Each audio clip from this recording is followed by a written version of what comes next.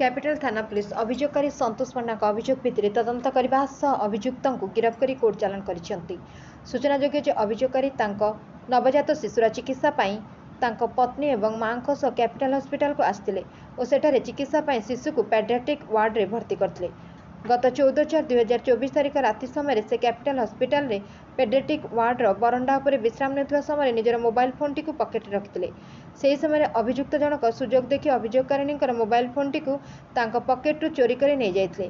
किछि समय पर अभियोगकारी उठिबा परे तांकर मोबाइल फोन टी खोजी पाई नथिबारु एने कैपिटल थाना रे लिखित अभियोग करथिले। एही मामलार तदंत करी कैपिटल थाना पुलिस निर्भरयोग्य सूत्ररु खबर पाई अभियुक्त कैपिटल परिसर मध्य चोरी मोबाइल फोन विक्रय पाई लोक खोजुवा समय काबू कर नैथिले एवं तांको हेफाजतरु चोरी मोबाइल फोन जबत करी थाना को आनिथिले।